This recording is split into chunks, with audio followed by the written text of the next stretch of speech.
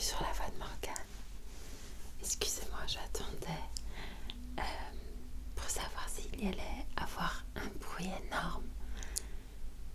J'ai voulu enregistrer une lecture et malgré l'heure avancée, il y a un bruit incroyable dehors.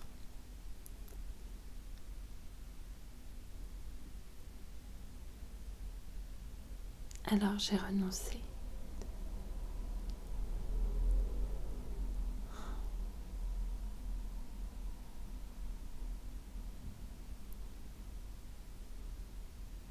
Je ne sais pas si vous entendez tous les bruits de moteur comme je les entends. C'est assez insupportable. En tout cas, aujourd'hui, j'ai du mal à les supporter.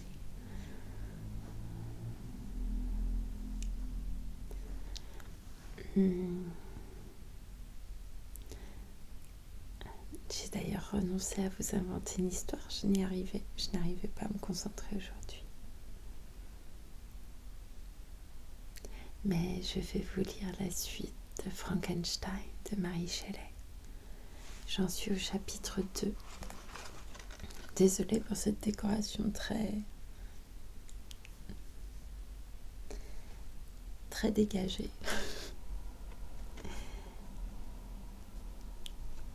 Et je vous dis à tout à l'heure.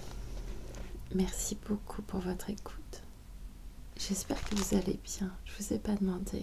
Je suis trop focalisée sur des choses qui m'agacent et sur moi et pas assez sur les autres. Donc, j'espère que vous allez bien et je vous dis à tout à l'heure après cette lecture. Merci beaucoup pour votre écoute. Chapitre 2. Je venais d'atteindre ma 17e année quand mes parents prirent la résolution de m'envoyer étudier à l'université d'Ingolstadt. J'avais d'abord suivi les écoles de Genève, mais mon père pensa qu'il était nécessaire pour le complément de mon éducation de me faire connaître d'autres usages que ceux de mon pays natal. Mon départ fut donc prochainement fixé et, avant que le jour marqué ne fût venu, j'éprouvais le premier malheur de ma vie, présage de ceux qui m'attendaient. Élisabeth avait eu la fièvre rouge, mais sans aucun symptôme de danger. Elle ne tarda pas à recouvrer la santé. Pendant le temps de la maladie, on avait tout fait pour persuader ma mère de ne pas la voir. Elle s'était d'abord rendue à nos supplications, mais lorsqu'elle apprit que sa chère nièce se rétablissait, elle ne put se priver davantage de sa société et entra dans sa chambre longtemps avant que l'air ne fût sans danger. Les conséquences de cette imprudence furent funestes. Le 3e jour, ma mère tomba malade. Sa fièvre prit un caractère de malignité et nous vîmes sur le visage de ceux qui la soignaient l'augure du plus triste événement. Au lit de la mort, le courage et la bonté de cette femme admirable ne l'abandonnèrent pas. Elle joignit les mains d'Élisabeth et les miennes. « Mes enfants, dit-elle, j'envisageais dans votre union le plus ferme espoir de mon bonheur futur. Cette perspective sera maintenant la consolation de votre père. Élisabeth, mon amie, vous me remplacerez auprès de vos plus jeunes cousins. Hélas, je regrette d'être séparée de vous. Heureuse et aimée comme je l'étais, comment n'aurais-je pas quelque peine de vous quitter tous? Mais ces pensées ne me conviennent point. Je tâcherai de me résigner à la mort et j'espère que nous nous reverrons dans un autre monde. » Elle mourut avec calme et en conservant sur son visage inanimé l'expression de la tendresse. Je n'ai pas besoin de vous décrire les sentiments de ceux dont les nœuds les plus chers sont rompus par le plus irréparable des maux, le vide qui est dans le cœur et la douleur qui est empreinte sur les figures. Il faut tant de temps pour que l'esprit puisse se persuader que celle que nous voyions tous les jours et dont l'existence même semblait liée à la nôtre et perdue à jamais, que l'éclat enchanteur de ses yeux est éteint, et que le son d'une voix si familière et si chère à l'oreille est étouffé pour n'être plus entendu. Telles sont les réflexions auxquelles on se livre les premiers jours, mais lorsque le laps du temps a prouvé la réalité du mal, la douleur commence à se faire sentir plus vivement. Et à qui la main terrible de la mort n'a-t-elle pas enlevé quelque affection bien chère? Pourquoi vous peindre un chagrin que tout le monde a éprouvé ou doit éprouver? Le temps arrive enfin où la douleur est plutôt une consolation qu'un mal, et le sourire n'est pas banni de nos lèvres, quoiqu'il paraisse un sacrilège. Ma mère n'était plus, mais nous avions encore des devoirs à remplir, car nous devons continuer notre vie dans le calme et nous trouver heureux tant qu'il nous reste un être sur qui la faux de la mort ne s'est pas encore appesanti. Mon voyage à Ingolstadt, qui avait été différé par ces événements, fut décidé de nouveau. J'obtins de mon père un délai de quelques semaines. Ce temps se passa fort tristement. La mort de ma mère et mon prompt départ accablaient nos esprits, mais Elisabeth cherchait à ramener la gaieté dans notre petite société. Depuis la mort de sa tante, son esprit avait acquis une nouvelle fermeté et une nouvelle force. Elle se détermina à remplir ses devoirs avec la plus grande exactitude, et elle sentit que le devoir le plus impérieux qui lui était imposé était de rendre heureux son oncle et ses cousins. Elle me consolait, amusait son oncle, instruisait mes frères. Jamais elle ne me parut aussi charmante qu'à cette époque où elle s'efforçait continuellement de contribuer au bonheur des autres en s'oubliant entièrement elle-même. Le jour de mon départ arriva enfin. J'avais pris congé de tous mes amis, excepté de Clerval, qui passa avec nous la dernière soirée.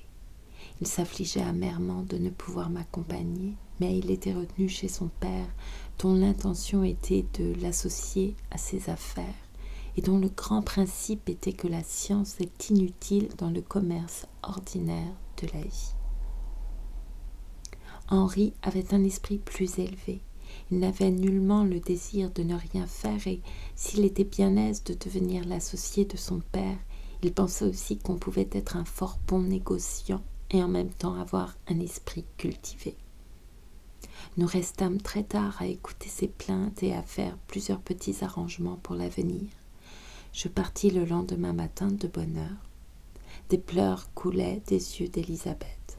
Elle ne pouvait les retenir en songeant que mon départ la laissait dans le chagrin et que le même voyage avait été fixé 3 mois auparavant, lorsque la bénédiction d'une mère m'aurait accompagnée. Je me jetai dans la chaise qui devait m'emmener et me livrai aux réflexions les plus mélancoliques. J'étais seule à présent, moi qui avais été toujours entourée d'aimables compagnons dont l'unique soin avait été de se montrer agréables les uns aux autres. Dans l'université vers laquelle je me rendais, il fallait me faire mes amis et être moi-même mon protecteur.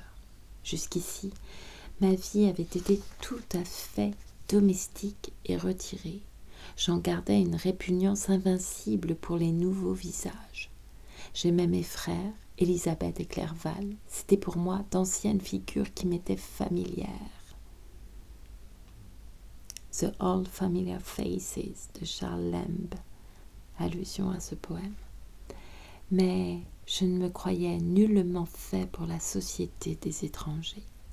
Telles étaient mes réflexions lorsque je commençais mon voyage, mais à mesure que j'avançais, mon courage et mes espérances se relevaient. J'avais un vif désir d'apprendre. Souvent, chez mon père, j'avais trouvé pénible de passer ma jeunesse attachée à la même place. J'aurais voulu entrer dans le monde et prendre ma place parmi les autres hommes.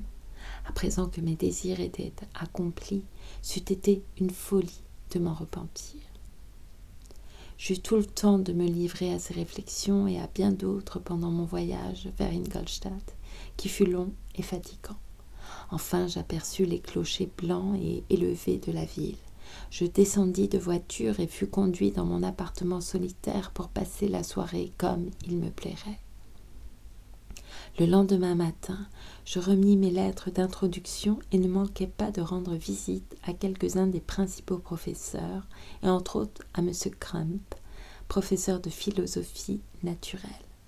Il me reçut avec politesse et me fit plusieurs questions sur mes progrès dans les différentes branches de sciences qui appartiennent à la philosophie naturelle. Je lui nommai, non sans crainte et sans hésitation, les seuls auteurs que j'eusse jamais lus sur ce sujet. Le professeur me regarda fixement. « Avez-vous, dit-il, réellement perdu votre temps à étudier de pareilles absurdités ?»« Je vous ai dit la vérité, répondis-je. »« Chaque minute, continua M. Crump avec chaleur, chaque moment que vous avez passé sur ces livres est tout à fait et complètement perdu.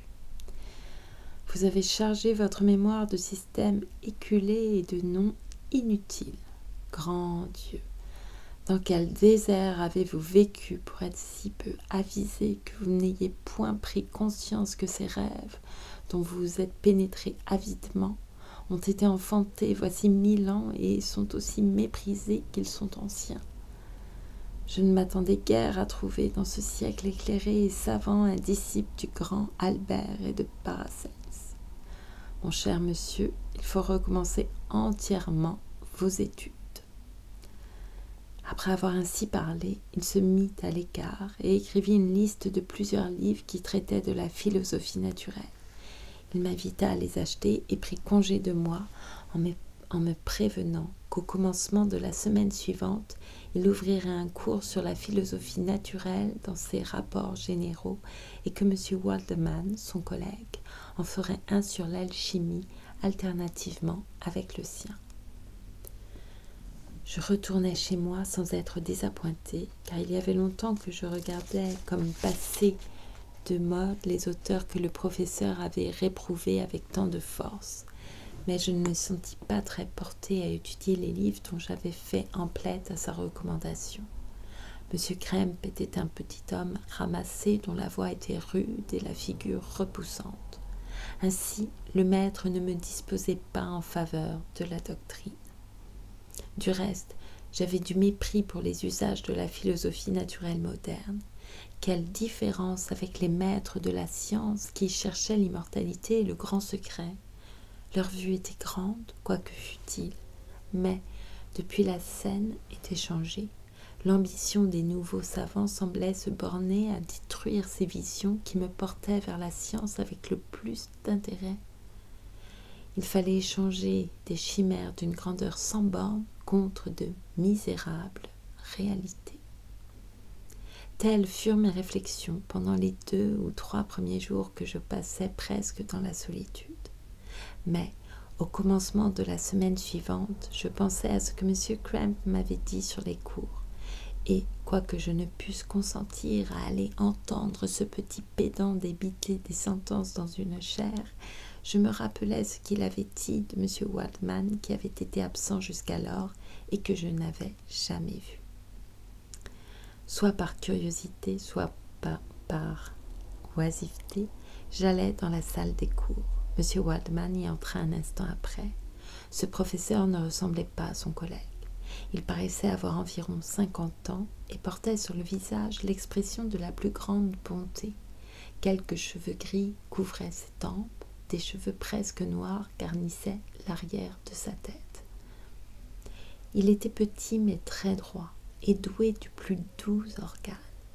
Il commença son cours par un précis de l'histoire de l'alchimie et des différentes découvertes dues à plusieurs savants, prononçant avec chaleur les noms de ceux qui s'étaient le plus distingués par ces découvertes. Il fit alors un tableau rapide de l'état actuel de la science et expliqua plusieurs termes élémentaires. Après avoir fait quelques expériences préparatoires, il termina par un panégyrique de l'alchimie moderne en des termes que je n'oublierai jamais. Les anciens maîtres en cette science, dit-il, promettaient des choses impossibles, et n'accomplissait rien. Les professeurs modernes promettent très peu. Ils savent qu'on ne peut changer les métaux et que l'élixir de vie est une chimère. Mais ces philosophes, dont les mains ne semblent faites que pour tremper dans la boue, qui semblent n'avoir Dieu que pour observer au travers d'un microscope ou dans le creuset, ont en effet produit des miracles. Ils pénètrent les secrets de la nature et montrent ses effets dans les endroits les plus cachés. Ils pénètrent jusqu'aux cieux. Ils ont découvert la circulation du sang et analysé l'air que nous respirons. Ils ont acquis des pouvoirs nouveaux et presque illimités. Ils commandent aux foudres du ciel, imitent les tremblements de terre et bravent même les ombres du monde invisible. Je me retirai enchantée du professeur et de sa leçon. J'allais le soir même lui rendre visite. Ses manières chez lui étaient encore plus douces et plus attrayantes qu'en public, car, pendant son cours, il y avait sur son visage une certaine dignité qui, dans l'intimité, faisait place à la plus grande affabilité et à beaucoup de politesse. Il écouta avec attention la petite histoire de mes études et sourit au nom de Cornelius Agrippa et de Paracelse, mais sans le mépris qu'avait témoigné M. Krempe. Il me dit que c'était aux ailes infatigables de ces hommes que les philosophes modernes étaient redevables de la plupart des principes de leur science, qu'ils nous avaient facilité la tâche en nommant et classant les faits qu'ils avaient puissamment contribué à mettre au jour. Les travaux des hommes de génie, dit-il, quoique erronés, finissent toujours par tourner au profit de l'espèce humaine. J'écoutais son raisonnement prononcé sans orgueil ni affectation et ajoutais alors que sa leçon avait dissipé mes préjugés contre les alchimistes modernes, et en même temps je lui demandais ses conseils sur les livres que je devais me procurer. « Je suis heureux, dit M. Waldman, de m'être fait un élève, et, si votre application égale votre habileté, je ne doute pas que vous ne réussissiez. L'alchimie est la branche de la philosophie naturelle dans laquelle on a fait et pourra faire le plus de progrès. Voilà pourquoi j'en ai fait mon étude particulière, mais en même temps je n'ai pas négligé les autres branches de cette science. On ne serait qu'un bien médiocre alchimiste si l'on ne s'adonnait qu'à cette partie seule des connaissances humaines. Si vous avez le désir de devenir vraiment un savant, et non simplement un petit faiseur d'expérience, je vous engagerai à cultiver toutes les branches de la philosophie naturelle, ainsi que les mathématiques. Il m'introduisit alors dans son laboratoire et m'expliqua l'usage de ces différents instruments. Il me montra tous ceux que je devais avoir et me promit de me prêter les siens lorsque j'aurais assez d'expérience pour ne pas en déranger le mécanisme. Il me donna aussi la liste des livres que j'avais demandés et je pris congé de lui. Ainsi finit cette journée mémorable pour moi. Elle décida de mon avenir. Chapitre 3. Depuis ce jour, je me livrais presque exclusivement à l'étude de la philosophie naturelle et surtout de l'alchimie, dans le sens le plus étendu de ce mot. Je lus avec ardeur les ouvrages qui ont été composés sur cette science par les observateurs modernes et où brillent à un haut degré leur génie et leur discernement. Je suivis les cours, je fréquentais les savants de l'université et je reconnus même en M. Krempe beaucoup de bon sens et un vrai savoir, joint, il est vrai, à une physionomie et à des manières repoussantes, mais qui ne diminuaient pas le mérite de ses connaissances. Je trouvai un véritable ami dans M. Waldman. Sa douceur n'était jamais altérée par un ton tranchant. Il donnait ses leçons avec un air de franchise et de bonté qui éloignait toute idée de pédanterie. Ce fut peut-être davantage l'aimable caractère de cet homme qui m'entraîna le plus vers la partie de philosophie naturelle qu'il enseignait qu'un goût intime pour la science même. Mais cette disposition d'esprit ne dura que dans les premiers moments de mes études, car plus je pénétrais dans la science, plus je la poursuivais exclusivement pour elle-même. Cette application, qui d'abord avait été Un devoir et un ordre devint alors si ardente et si vive que les étoiles avaient souvent disparu devant la clarté du matin que j'étais encore à travailler dans mon laboratoire. Avec une application aussi opiniâtre, il est facile de concevoir que je fis de rapides progrès. Mon ardeur faisait l'étonnement des étudiants et mes succès celui des maîtres. Le professeur Krem me demandait souvent, avec un sourire moqueur, comment allait Cornelius Agrippa, tandis que M. Waldman se réjouissait hautement de mes progrès.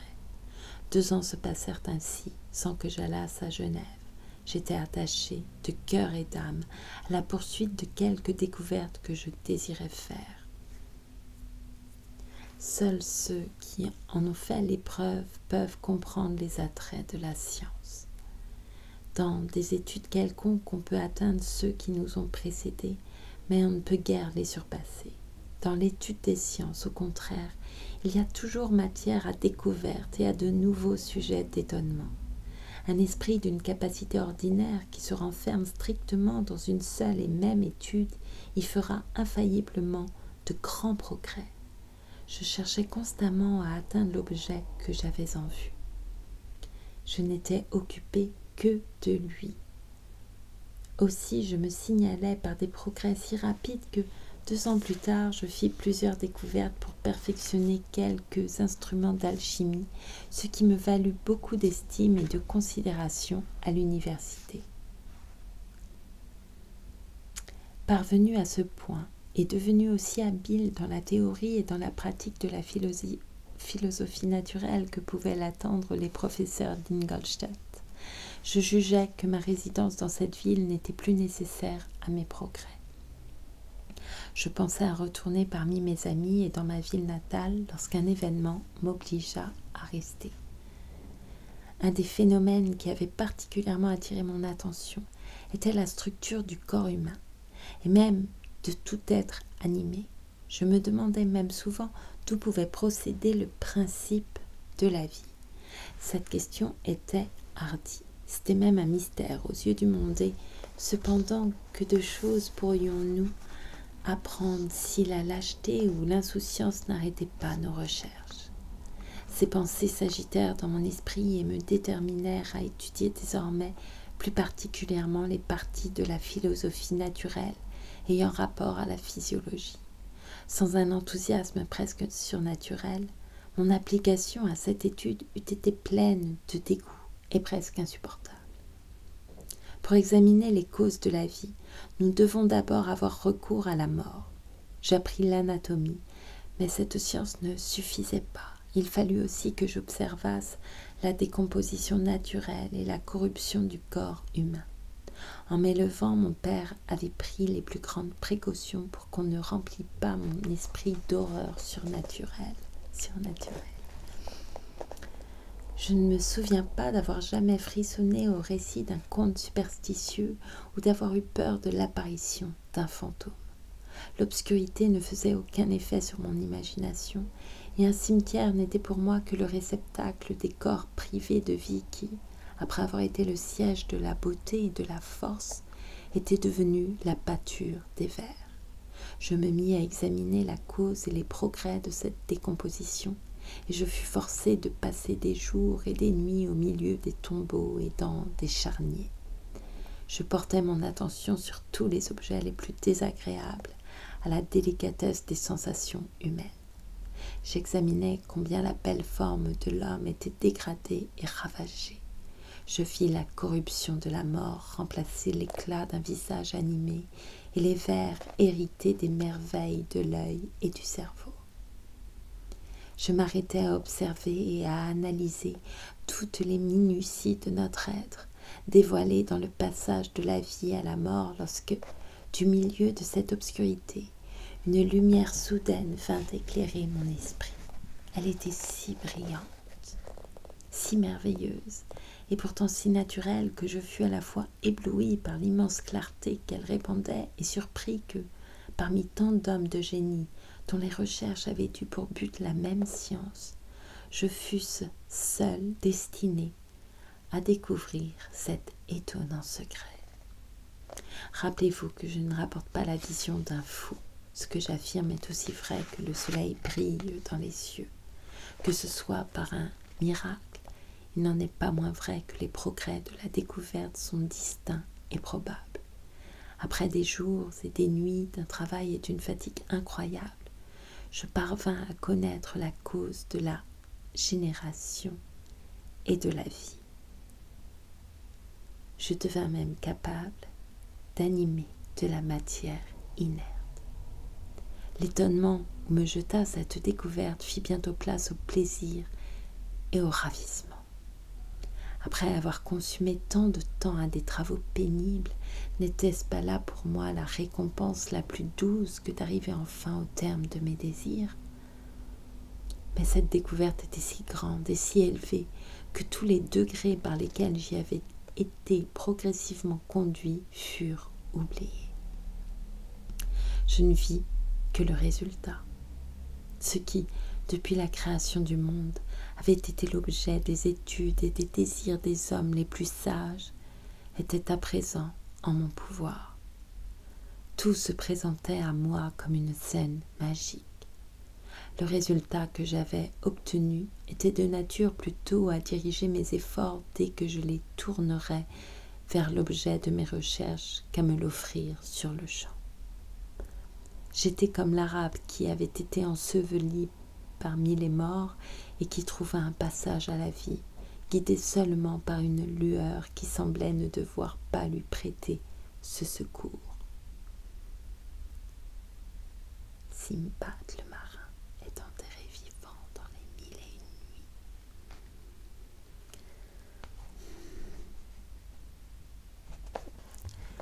Mon ami, je vois, à votre impatience, à l'étonnement et à l'espoir qu'expriment vos yeux, que vous vous attendez que je vous instruise du secret de ma découverte. Cela ne se peut.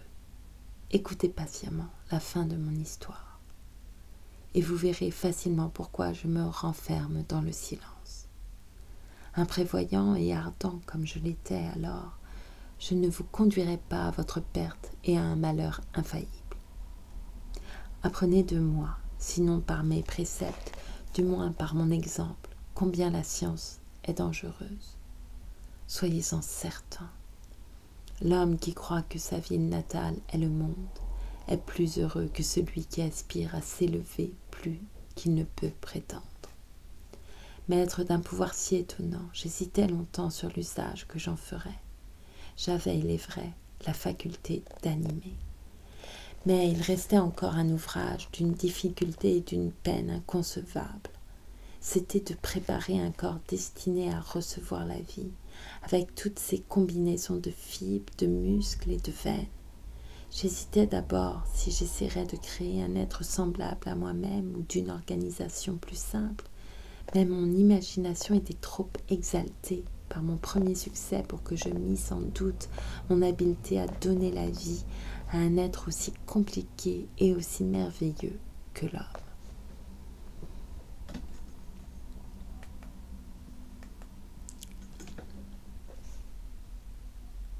Les matériaux dont je pouvais disposer me parurent à peine suffisants pour une entreprise aussi hardie, mais je ne doutais pas que je ne finisse par réussir. Je me préparais à une multitude de revers. Il était possible que mes opérations fussent sans succès, et enfin que mon ouvrage fût imparfait. Cependant, en réfléchissant aux progrès qu'on faisait tous les jours dans la science et dans la mécanique, je me flattais que mes essais seraient du moins la base d'un prochain succès. Et je ne pouvais croire que mon plan fût impraticable par cela même qu'il était grand et compliqué. Ce fut dans ces dispositions que je commençai à créer un être humain. Comme la petitesse des parties formait une grande difficulté, je crus pouvoir accélérer mon ouvrage en prenant la résolution, contraire à mes premières intentions, de le faire d'une stature gigantesque, c'est-à-dire d'environ 8 pieds de hauteur. et d'une grosseur proportionnée.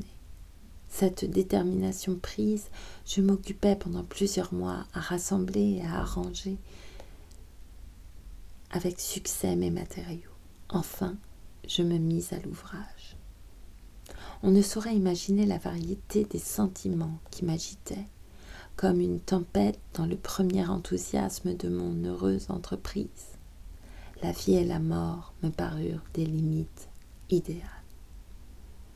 J'allais bientôt les franchir. J'allais verser un torrent de lumière sur l'obscurité du monde. Une nouvelle génération me bénirait comme son créateur et sa source. Une foule d'êtres heureux et excellents me devrait leur existence.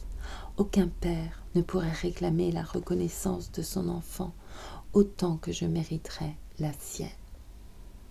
En poursuivant ces réflexions, je pensais que si je pouvais animer une matière inerte, je pourrais avec le temps, quoique je le regardasse alors comme impossible, rendre la vie à un corps que la mort semblait avoir destiné à la corruption. Ces idées soutenaient mon courage pendant que je poursuivais sans relâche mon entreprise. Mes joues étaient devenues pâles par l'étude et mon corps s'amaigrissait par le défaut de nourriture. Quelquefois, je pensais être parvenue au but et j'échouais. Mais je ne me désespérais pas qu'au premier jour ou au premier moment mes espérances ne fussent réalisées. Le désir de posséder seul un pareil secret me dominait entièrement. La lune éclairait mes opérations nocturnes pendant que je poursuivais la nature jusque dans ses retraites les plus cachées, avec une ardeur sans relâche. Qui pourra concevoir l'horreur de mes travaux secrets lorsque je profanais les tombeaux ou que je torturais l'animal vivant pour animer un froid argile? Mes membres en tremblent encore. Tout est encore présent à mes yeux. Mais alors, j'étais entraînée par une impulsion irrésistible et presque fanatique. Il me semblait n'avoir plus d'âme ou de sensation que pour la poursuite de cet objet. Ce n'était, il est vrai, qu'un enthousiasme passager qui pouvait seulement contribuer à me faire sentir avec une force nouvelle, dès que l'aiguillon surnaturel cesserait d'agir, que je retournerais à mes anciennes habitudes. Je ramassais ces os dans les charniers et de mes doigts profanes, je troublais les secrets effroyables du tombeau. Enfermé dans une chambre, ou plutôt dans une cellule solitaire de la partie la plus élevée de la maison, séparée de tous les autres appartements par une galerie et par un escalier, je me livrais au travail d'une création pleine de dégoût. Mes yeux sortaient de leur orbite pour suivre les détails de mes occupations. La salle de dissection et la tuerie me fournissaient un grand nombre de matériaux. Souvent, je me détournais avec horreur de mes travaux lorsque, excitée encore par une ardeur toujours croissante, j'étais près d'achever mon ouvrage. L'été se passa, pendant que j'étais engagée corps et âme dans cette seule poursuite. La saison était magnifique. Jamais moisson plus abondante ne couvrit les champs, jamais vendanges ne furent plus riches. Mais j'étais insensible au charme de la nature, et les mêmes pensées qui me firent négliger les scènes qui se passaient autour de moi me firent aussi oublier ces amis qui étaient éloignés de tant de lieues et que je n'avais pas vus depuis si longtemps. Je savais que mon silence les inquiétait. Je me rappelais mot pour mot ce que m'avait dit mon père. Tant que vous serez satisfait de vous-même, vous penserez à nous avec affection, et nous recevrons régulièrement de vos nouvelles. Ne me blâmez pas si je regarde toute interruption dans votre correspondance comme une preuve que vos autres devoirs sont également négligés. Ainsi je savais bien quelle devait être l'opinion de mon père, et pourtant je ne pouvais m'arracher à des occupations repoussantes en elles-mêmes, mais dont le pouvoir sur moi était insurmontable. Je remis donc tout ce qui avait rapport à mes sentiments d'affection jusqu'à ce que j'eusse accompli le grand œuvre qui me détournait de toutes les habitudes de ma vie. Je pensais que mon père serait injuste s'il attribuait ma négligence à mes défauts ou à mes vices. Maintenant, je suis convaincue qu'il avait raison de penser que ma conduite n'était pas exempte de blâme. Un homme parfait doit toujours maintenir son esprit dans le calme et dans la paix. Sa tranquillité ne doit jamais être troublée par une passion ou par un goût passager. Je ne crois pas que l'étude même soit une exception à cette règle. Si l'étude à laquelle on s'applique doit affaiblir les affections et ôter le goût de ces plaisirs simples, dans lesquels on ne peut éprouver aucune altération, alors cette étude est sans aucun doute illégitime, c'est-à-dire qu'elle ne convient pas à l'esprit humain. Si cette règle était toujours observée, si l'homme ne laissait aucune passion altérer le charme paisible de ses affections domestiques, la Grèce n'eût pas été réduite en esclavage, César n'eût pas immolé son pays, l'Amérique n'eût pas été découverte, les empires du Mexique et du Pérou n'auraient pas été détruits. Mais que fais-je? Je moralise au moment le plus intéressant de mon histoire, tandis que je lis dans vos regards l'invitation de continuer. Mon père ne me faisait aucun reproche dans ses lettres. Seulement mon silence l'engagea à s'informer de mes occupations, plus particulièrement qu'il ne l'avait fait jusque-là. L'hiver, le printemps et l'été s'écoulèrent pendant mes travaux sans que je fisse attention à l'apparition successive des fleurs ou des feuilles qui autrefois me faisaient toujours éprouver le plus doux plaisir. Tant j'étais plongée dans mon entreprise, les vacances de cette année s'écoulèrent avant que mon ouvrage ne fût près d'être achevé. J'ai mal lu cette phrase. L'hiver, le printemps et l'été s'écoulèrent pendant mes travaux sans que je fisse attention à l'apparition successive des fleurs ou des feuilles qui autrefois me faisaient toujours éprouver le plus doux plaisir, tant j'étais plongée dans mon entreprise. Les vacances de cette année s'écoulèrent avant que mon ouvrage ne fût près d'être achevé. Je voyais alors chaque jour plus clairement combien j'avais réussi, mais mon enthousiasme avait été réprimé par mon inquiétude, et j'avais plutôt l'air d'un homme condamné à travailler aux mines ou à tout autre objet malsain que d'un artiste au milieu de ses occupations favorites. Toutes les nuits j'étais tourmentée d'une fièvre lente. Je reconnus enfin que mon système nerveux était fortement attaqué. J'en éprouvais un grand chagrin, parce que j'avais jusqu'alors joui de la meilleure santé et que je m'étais toujours vantée de la force de mes nerfs. Mais je croyais que l'exercice et l'amusement dissiperaient bientôt de pareils symptômes, et je me promettais de m'y livrer dès que ma création serait terminée. J'avais les cheveux dans les yeux. Et c'est la fin du chapitre 3 de Frankenstein.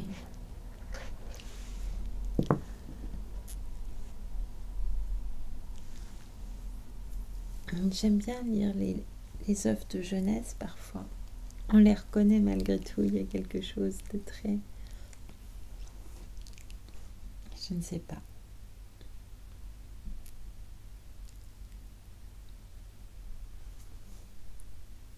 J'ai mal aux yeux. Pardon. Est-ce que je vous chante une chanson? J'ai pas trop envie. C'est vrai, je n'ai pas trop envie, donc je ne vais pas le faire. Voilà, je vous remercie pour votre écoute, je vous remercie beaucoup. Je crois que c'était pas la meilleure lecture, mais ça arrive parfois, ça arrive souvent, peut-être, ça arrive en tout cas.